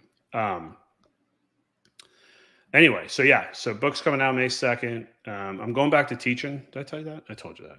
Yeah. You told me, but did you tell them? No. What's there's significance on 5/2/23, isn't it? There is. Yeah. So every time, both times I release a book, the one time I have published a book in my life, and soon to be second, I like to make it a date that means something to me. So Trees in Flight got published on May 11th, 2021. May 11th was the day that I got commissioned in the Navy. And it just happened to be, as Mover will agree, you're supposed to publish things on Tuesdays. It's an old school thing, right? That's an old holdover. Tacos and books. So in 2021, when Mover was helping me with this, there just happened to be a May 11th on a Tuesday. So to me, it just rang true. Like, that's going to be the day we do it. So I looked at this time and I'm like, okay, here are the Tuesdays in May. With Maury. And I wrote off the Tuesday where Jack Carr's book's coming out because I don't need to compete with that guy because he's. You should get into charcuterie like him. Is that what he does? Isn't that what he does? Cutting boards where you put the snacks on there and sell it to people? So May 2nd, for some reason, rang a bell. And I bet if I talk about May 2nd long enough, somebody's going to know what happened on May 2nd. It's a very famous date. Doso de Mayo. No. But May 2nd was the day that I started dating my wife. Is she real? Because they don't know. In fact, real, based on my lack of sleep from the 2 children that she has given me. That's a fact. So on the anniversary of the day that we started dating, and something else happened that day, which I'll let somebody comment on. That is why we're doing it on May 2nd. Why are you so secretive? Why does everybody else have to comment on stuff? Why can't you just tell me? Oh man, is this how you write? You write all these hangers? Yeah, actually, that was actually one of the comments that the editor said on the last edit. She's like, I love your stories, but my God, is that your imaginary car in your picture there? Oh, bazinga! Oh, you know what though? You got that from me. I take credit for that. That's how I write. You do. But she's like, you know how to finish. There you go. Kent, got it. So the other night I had a dream I was flying a strike eagle. Really? Yeah, I don't know why. Write a book about it. Do you know enough about it to write a book about it? Do you ever have a dream where you and then oh, here you go. This one's for you, Wombat. Do either of you use beta readers? If so, who and how many? No. Yes, no. Do you? Yes. Oh, yes. Oh, you do? Oh, yes. Very important to me. I need the encouragement as I go. I'm very needy. Yeah, I don't. I just write my story because I genuinely appreciate the time. That was the answer, by the way. I genuinely, isn't that weird that was the day that we started? Did you kill Bin Laden? Were you there? Moving on. I genuinely appreciate very much the amount of time and money that somebody will put in to purchase one of my books. I do not take that lightly. You know, the $7.99 or whatever format you get. I know you had to work for that money. And then you're going to use your time, which is the most valuable asset we have, I believe, to read it or listen to it. I put a lot of effort into that. That being said, it's my story, and not everybody's going to like the way I write my story, but for me to be true to the people reading it, I have to write it my way. Now, people will read it. What are we and talking give me about? Some I'm so things. lost right now. Readers, ghost readers, or whatever. You can't have beta readers because you're going to write it your way. I'm going to write it my way, and then once it's done and edited, it'll go out. Just get better beta readers. I'm not a man with a lot of friends. All right. Let's just be honest. I did not meet Gonky on May 2nd, but I met him shortly after May 2nd because we met a long time ago in API.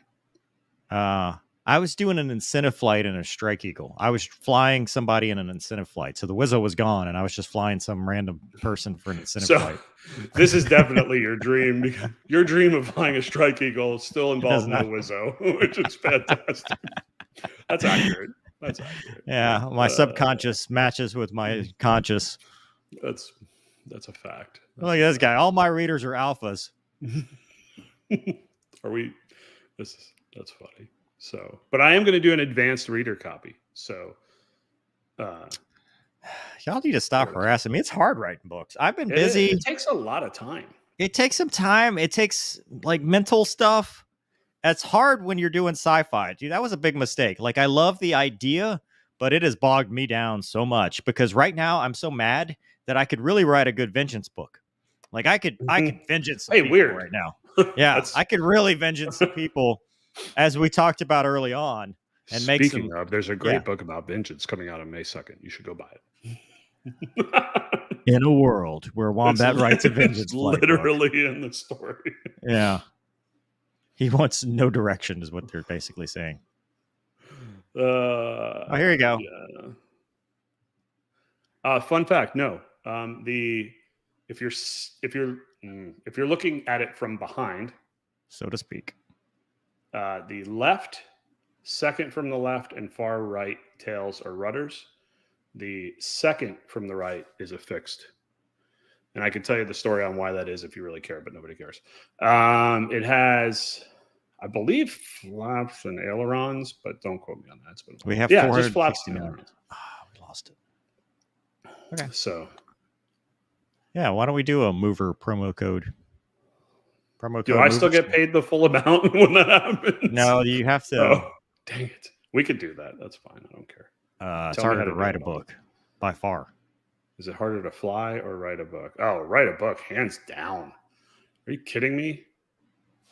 Flying's easy. Hey, they asked me this question, and I don't know. So what do you think? I was kind of surprised about that. I'm like, is there something else Boeing is got in the hopper? I was going to actually text Nasty about it. But I was like, is there something else that Boeing's got in the hopper that we don't know about yet? Yeah, because they're not just going to. Okay, let me ask that question again. Is there something Hornet-like that I see? I only read the headlines, but I thought this was just if India doesn't buy them, like they're just threatening. They're trying to, like, this is posturing. Is this really a thing? Because look at the Viper, dude. The Viper's never.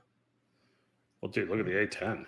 I mean, they've shut down the A10. I mean, now the A10's so bad that they're flying parts to failure and then cannibalizing it intentionally. So, Jesus, A10 won't be around much longer. Why don't we learn? We're so dumb. So dumb. Absolute vengeance flight. Ooh, there you go. It's a collaboration. 60-40, since two of those words are my title. Wombat, serious question. How much would a signed copy run me? It'll come out in all copies, and it'll likely end up being the same as Treason Flight on my website for a signed copy, whatever that currently is. And that's based on how much it costs to get the books, as Mover can attribute. Like the thing that I learned about this world that's very interesting is I thought like a hardcover book would make me the most money, and it makes me the least money because of how much it costs to make the book. So, and on this, the only reason I can't give you a legitimate hard answer is because the book, the number of pages hasn't been set yet. It will be here soon, and that dictates the price. But also, Mover and I had this discussion when Treason Flight came out. Amazon was not publishing hardcovers; they're only doing ebooks and paperbacks. And now they're doing hardcovers. So Treason Flight is published through Ingram Spark. Vengeance Flight, and the hardcover will be through Amazon. So I'm hoping the cost is the same. Trust me, the bottom line is I can tell you guys, like, I'm not doing this to make money on each individual sale. I do it in hopes that people like my story and it gets education out there and it pays tribute to some maybe not fiction versions of the book. There's one in this next one that I think you'll like, that pays fiction to somebody, or pays tribute to somebody who lost their life. And it's a very, very accurate renditioning. But also it's, the only way you're really making money off this is if somebody wants to make a movie or a series out of it. Or I got my royalty check for my hardcover. It was 37 cents. Oh, nice.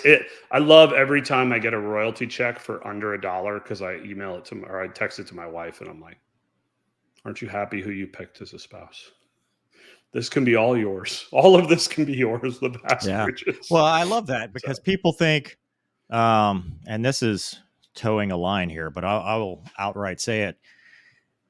If you are a self-published author, more than likely you're not making a whole bunch of money. Correct. I've got 11 books. 13 are actually, because there's 13 titles, because you get the 11 novels, the one Spectre Origin, and then the ebook series and stuff. Maybe I should do an origin. You could, but I mean, the thing that has haunted me throughout my military career is idiots that see that you write books and you mention the book every now and then, and somehow you are getting rich writing books. Correct. You don't. I don't. No. You get rich with YouTube channels. No, you don't that either. Don't start that either, because that's the other thing these idiots say. I'm totally kidding. I'm totally kidding. I had to do it. It was this perceptionist reality. People are like, "Oh, he's a rich author." It's like, no, dude. I'll show you my 37-cent royalty checks, or because I don't know. I wish it were true. No, I do too. Here's the reason why it's not true. If it was true, I would not have a day job at all. Yeah. Period. I would just be writing full-time books. Yeah. But I don't think even the traditionally published people are making that kind of money. Like, no, I think where it comes is in the series or movie for sure. If you do public it speaking. Right. Public speaking is where the money comes. Well, and Nasty and I talked about that too. I wouldn't mind getting into that, because I think that'd be fun to do. Dude, they're paying between $5,000 and $100,000 per speaking session, depending on who you are and where you're with. Why don't we start a public speaking company? What am I going to talk about? The same stuff you talk about here. I'm not very polished, Wombat. I am, aren't I? Somebody would want to hear me talk. Tell me they would. But yeah, I think it's off of. I think it starts with if you get a series, or a movie. That's as long as you don't get totally raked over the coals by the company buying your series' lawyer. Like, if you have a solid contract, you can make some money there. What are we talking about? And then making money as an author. And then it becomes a name thing, right? So guys like, a series, it's like a Netflix, Amazon type thing. Like, if it goes there, $100,000. That's all you're getting paid as an author for the rights. Yeah, $100,000. On maybe less. I mean, that's more than I'm making with Trees and Blood. Well, so far, no, so I'm not saying it's. I'm just saying you're not like raking in millions. Usually, the way these deals are structured is they'll pay you for the rights. And then sometimes they'll buy it just to shelve it. They won't even do anything with it. My wife was telling me about that. And I was like, I need to start some sort of social media campaign telling people that I am more than happy to sell them the screen rights to Trees and Play for 6 months. But then the thing is, so they'll option it. They'll pay you, and it could be low. I mean, if it's a one book deal, it could be like $50,000, $30,000, $10,000. No, then if they make it, now, it's on the production budget. And it's Netflix is tougher, because usually, like with a film, like an actual movie, they would put you like, okay, once they cover their costs, you get like a percentage or points is what they call it. Okay. Based is that off like a royalty, essentially? Yeah, it's essentially a royalty. Okay. But up front, you're just giving them the rights. They're optioning it. So it's not, unless you're part of the production, then you can make more money as a producer, as a writer. Consultant. You won't write. They won't let you write episodes because you're not WGA or the Writers Guild or whatever.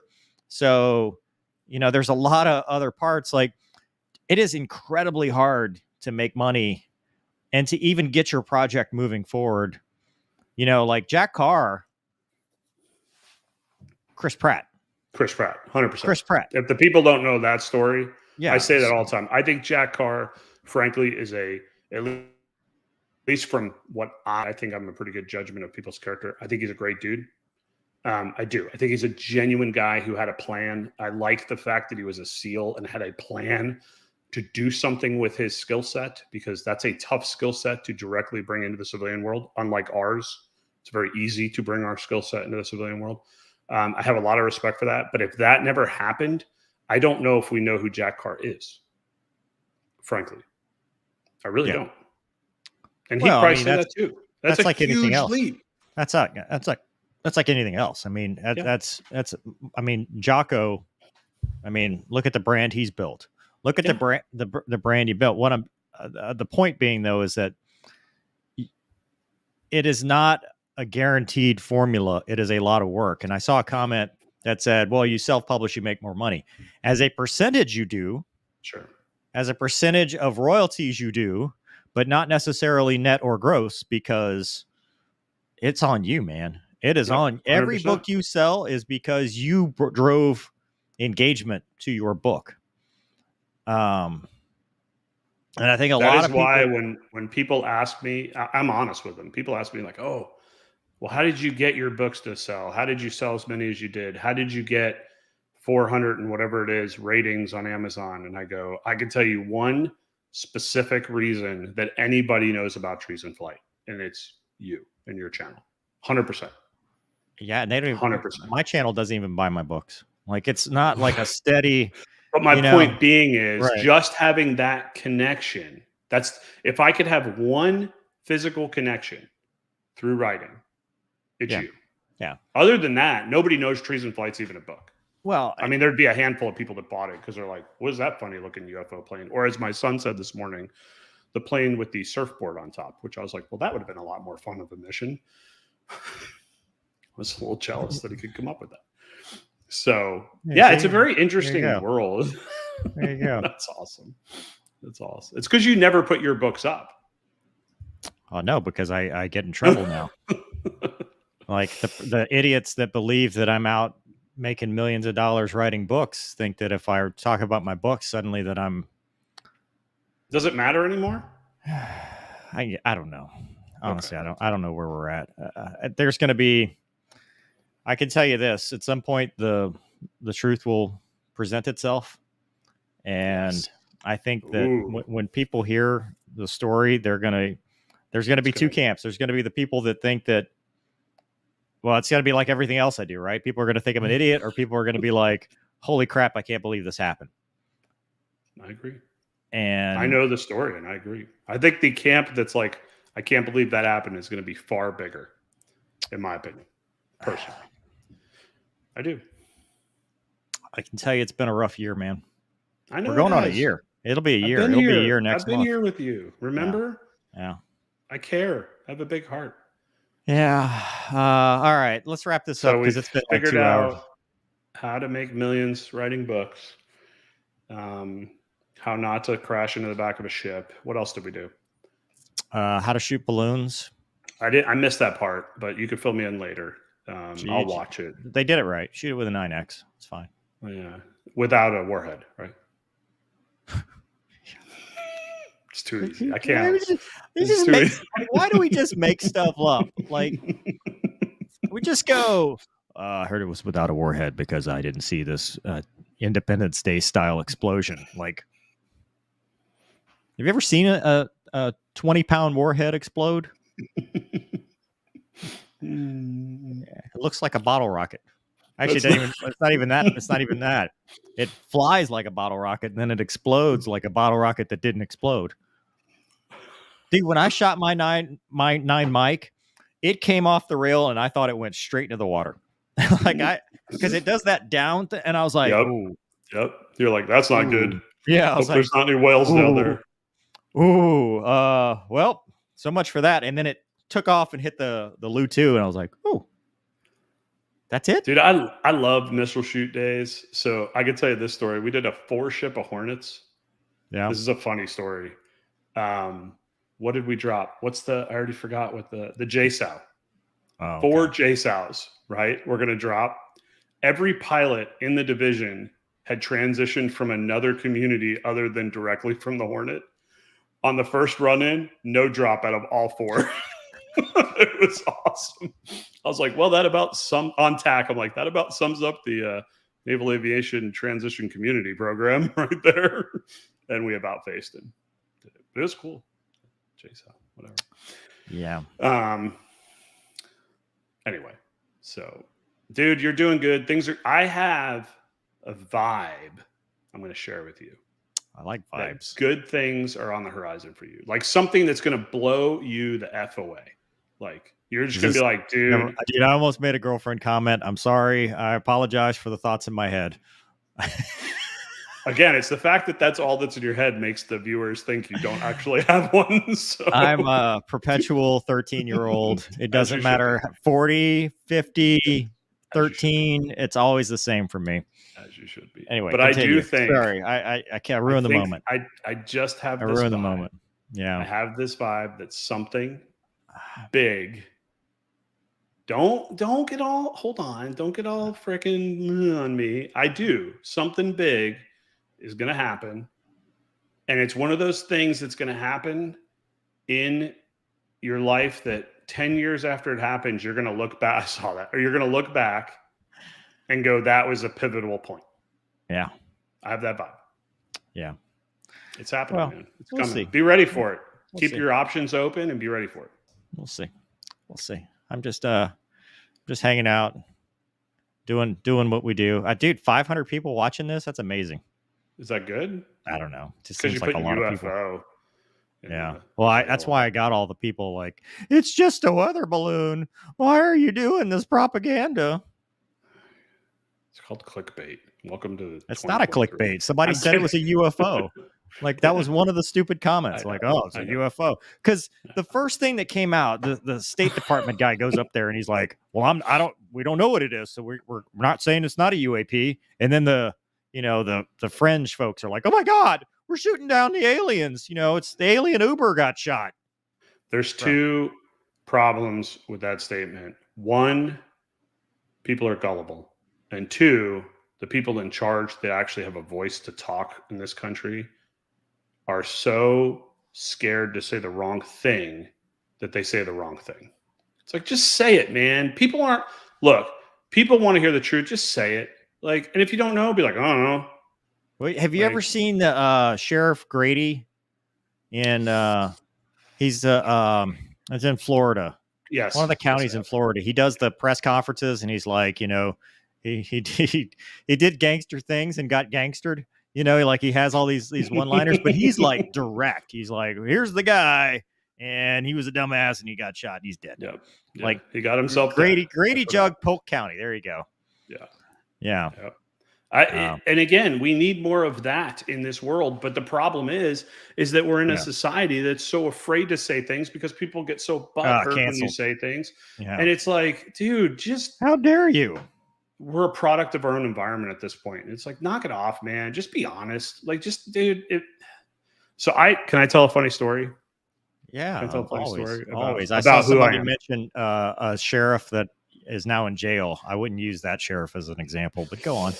So, you know that I'm a captain at an airline. You also know that I was an instructor for a good amount of time. Look at me. I'm the captain now. Exactly. At said airline. When I fly with a new hire, I feel like it's my job as a captain to give them some feedback. I always ask for feedback. Hey, how am I doing? It's a different world than I'm used to, et cetera, et cetera, et cetera. Give me some feedback. And in fact, it is sanctioned that I do a critique on everybody that's a new hire that I fly with. Okay. Which is kind of a pain. I will never slam them on their critiques. I'll talk to them like an adult to their face. How's my driving? I flew with a guy that unfortunately was a Navy guy, which bums me out. I really wish this story was an Air Force guy. Man. We finished, and I said, all right, do you want the kindler, gentler debrief, or do you want the Navy bro debrief? Uh-oh. And he goes, I can handle the Navy bro debrief. And I go, good. Your attitude sucks way too bad for how badly you fly this plane. Oh, and his jaw dropped. His jaw dropped. My jaw's and dropped. I go, look, that's the way it is. That is the fact of the matter of it is. That's what other people are going to say about you. I go, you can have a horrible attitude, but you better fly the wings off the plane. Right? You can have a great attitude and maybe not to be the best pilot. There's unicorns out there that have great attitudes and can fly the wings off the plane, but you are not going to be successful in aviation in this company if you have a bad attitude and can't fly.